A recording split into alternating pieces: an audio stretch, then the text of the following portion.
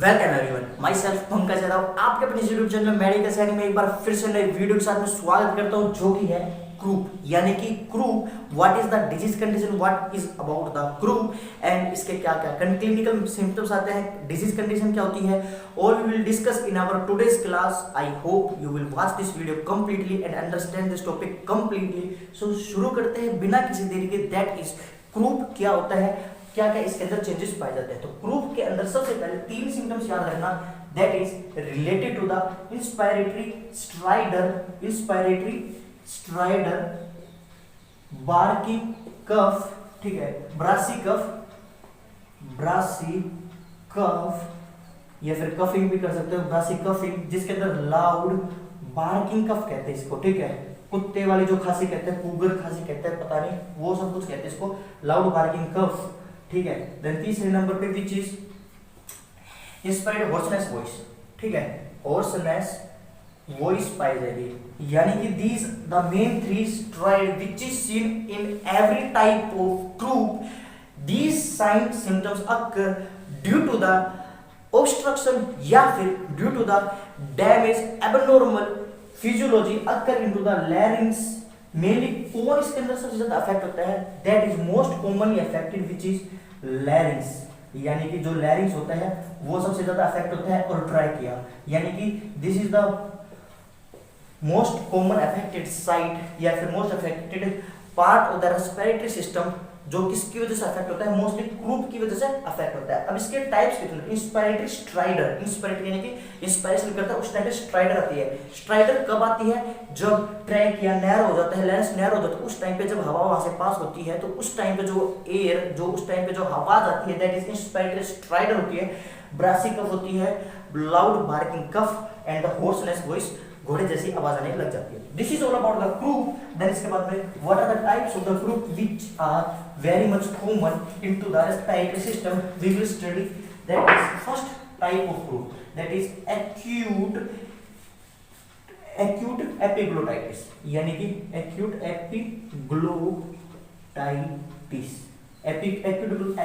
epiglottitis, second one acute laryngitis, then third one which is acute spasmodic laryngitis,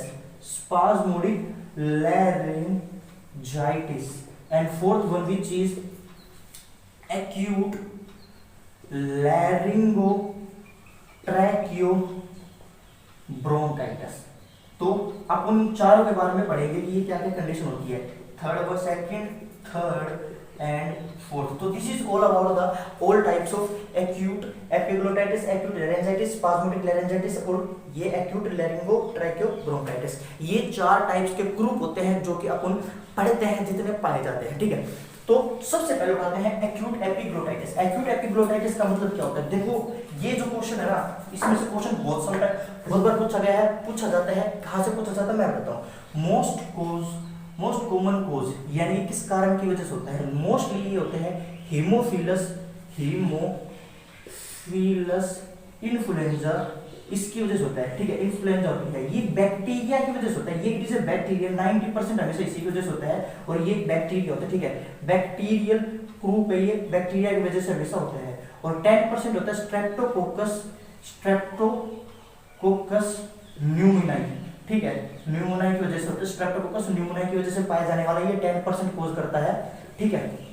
और ये mainly पाया जाता है 1 से 2 साल के बच्चों के अंदर, मोस्टली ये पाया जाता है 1 से 5 साल के बच्चों के अंदर, सॉरी, ठीक है, 2 से 5 साल के बच्चों के अंदर मोस्टली ये पाया जाता है। और इसीलिए जो हिब वैक्सीन होती है ना, वो हमेशा 5 साल के छोटे बच्चों के अंदर ही दी जाती है। तो एक्यूट एपिग्लोटाइटिस होती है, मोस्ट कॉमन होती है, इसकी वजह से हीमोफिलस इन्फ्लुएंजा होती है, और इसके अंदर सुप्राग्लोटिक ऑब्स्ट्रक्शन होती है। क्या होती है? सुप्राग्लोटिक ऑब्स्ट्रक्शन होती है, ठीक है, सुप्राग्लोटिक ऑब्स्ट्रक्शन हो जाती है, उसकी वजह से ये अकर होती है और ये प्रॉब्लम क्रिएट करता है। देन उसके बाद इसके साइन सिम्टम्स कैसे अपन असेस करेंगे वो और पढ़ लेते हैं। जो इसके अंदर असेसमेंट होता है विच इज लाइक, सबसे पहले क्या होता है, असेस कैसे किया जाएगा?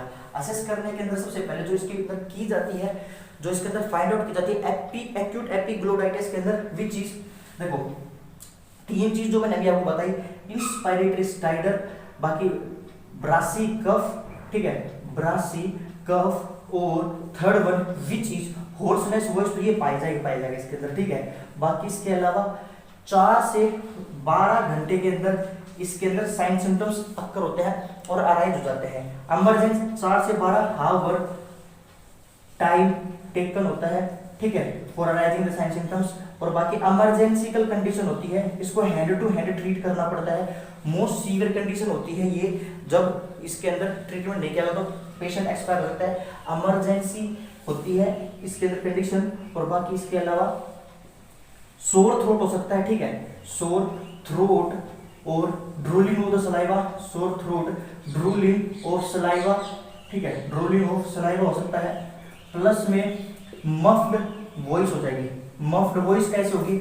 मफ्ड वर्ड ऐसे होगी कि जो एपिग्लोटिस होती है वो लैरिंक्स के ऊपर जाके वहां पे कवर कर ली जाती है, उसकी वजह से जो वोकल कॉर्ड होते हैं उसको कवर कर लेती है, जिसकी वजह से बोलने में परेशान होती है, मफ्ड वॉइस निकलेगी। और जो बच्चा आएगा ना वो ट्राइपाइड पोजीशन के अंदर आएगा, ट्राइपोड पोजीशन जिसे कहते हैं। ट्राइपोड पोजीशन क्या होता है? यानी कि जो उसके हैंड आगे तरफ क्लीच होंगे, जो मेंढक टाइप की पोजीशन होती है ना, आगे की तरफ झुका रहेगा, लीन फॉरवर्ड पोजीशन होगी और अंदर की तरफ क्लीच होगा, फ्लेक्स्ड होंगी hands, that is tripod position. उस पोजीशन के अंदर ये पेशेंट आएगा, बच्चा आएगा। तो this is all about the acute epiglottitis. Then उसके बाद सेकंड नंबर पड़ता है, दैट इज एक तो ये एक्यूट एपिग्लोटाइटिस के अंदर एक तो ये जो मैंने अभी बताया आपको ये मोस्ट कॉमन है, या फिर फोर्थ एक्यूट लैरिंगोट्रैकियोब्रोंकाइटिस वो मोस्ट कॉमन है, यानी कि वो जो मोस्ट इंपॉर्टेंट है। ये जो 2 बीच की आती है ये तो जनरली नहीं पूछते हैं लेकिन पढ़ लेते फिर भी। सेकंड नंबर होता है एक्यूट लैरिंजाइटिस। एक्यूट लैरिंजाइटिस ये मोस्टली किसकी वजह से होता है? ये वायरस की वजह से होता है, ठीक है, वायरस की वजह से होता है। कौन सा? इन्फ्लुएंजा।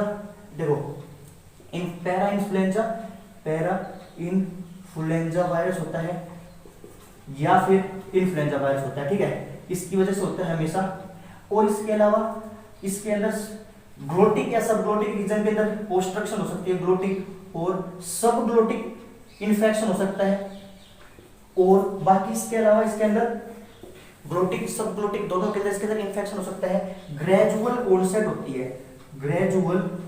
होती है किसकी? इसके अंदर, और धीरे धीरे साइन सिम्टम्स अक्कर होते हैं। बाकी इसके अलावा क्रोनिक जो लैरिंजाइटिस होते हैं, क्रोनिक लैरिंजाइटिस GERD की वजह से हो सकता है, यानी कि गैस्ट्रोइसोफेजियल रिफ्लेक्स डिसऑर्डर होता है, जिसके अंदर बार बार वापस से र्यूमिनेशन आती है और जो बार बार जो इंटेस्टाइनल कंटेंट है जो ऊपर क्रॉस करके आता है, तो वो जो आती है that is due to the chronic GERD कर सकता है। अगर क्रोनिक लैरिंजाइटिस हो सकता है ड्यू टू द GERD उसकी वजह से। और बाकी डिजीनिया साइनोसिस वगैरह तो इसके अंदर भी पाई जाती है, ठीक है, डिजीनिया साइनोसिस और अपर रेस्पिरेटरी सिस्टम से अफेक्ट होता है, अपर रेस्पिरेटरी सिस्टम से ये अफेक्ट होना शुरू होता है, ठीक है, रेस्पिरेटरी इन्फेक्शन से शुरू होता है। बाकी इसके अलावा थर्ड ये था एक्यूट लैरिंजाइटिस, ज्यादा इंपॉर्टेंट नहीं है बट फिर भी पढ़ते हैं। Then third one which is acute spasmodic laryngitis. Acute spasmodic laryngitis ये जो ग्रुप होता है इसके अंदर एलर्जिक ग्रुप कहते हैं, इसको एलर्जिक ग्रुप कहते हैं। एलर्जिक ग्रुप का मतलब क्या? एलर्जिक ग्रुप का मतलब ये कि अचानक से जो स्पाज्मोडिक होगा, प्रोक्सिमस ऑब्स्ट्रक्शन होगी या फिर प्रोक्सिमस क्या होगा, वो साइन सिम्पटम्स होंगे, एलर्जिक होगी, प्रोक्सिमस यानी कि अचानक से सडनली चिपक जाएगा, स्पाज्म हो जाएगा किसका? प्रोक्सिमस स्पाज्म ऑफ द किसका? लैरिंक्स का, ठीक है, लैरिंक्स का स्पाज्म हो जाएगा, जिसकी वजह से परेशानी आएगी सांस लेने अंदर, बोलने के अंदर। और बाकी इसके अंदर ग्लोटिक ऑब्स्ट्रक्शन होती है, याद रखना ग्लोटिक ऑब्स्ट्रक्शन होती है, ठीक है। और ये 4 से इसके अंदर जो साइन सिम्पटम्स होंगे वो 12 से 24 घंटे के अंदर इंक्रीज होंगे, ठीक है। तो this is all about the इसके बारे में, एक्यूट स्पाज्मोडिक लैरिंजाइटिस के बारे में। लास्ट का जो अपना भी मोस्ट कॉमन मोस्ट इंपोर्टेंट पूछा जाता है दैट इज एक्यूट LTB, यानी कि एक्यूट लैरिंगो ट्रैकियो ब्रोंकाइटिस। इसका दूसरा नाम बताऊं मैं, that is that is course होता है, और एक्यूट लैरिंगो ट्रैकियो ब्रोंकाइटिस होता है, या फिर ऑब्स्ट्रक्टिव सबग्लोटिक लैरिंजाइटिस, ठीक है, ये इसका दूसरा नाम होता है, और इसके अंदर सबसे पहले क्या होता है, वही सबग्लोटिक होती है, प्लस में सुप्रास्टर्नल रिट्रैक्शन होता है, सुप्रास्टर्नल रिट्रैक्शन होता है, और रिट्रैक्शन होता है, लो ग्रेड फीवर होती है, लो ग्रेड फीवर होने लग जाती है, बुखार चढ़ जाता है बच्चे को, और प्लस में लेस देन 1 साल से छोटे बच्चों के अंदर होती है।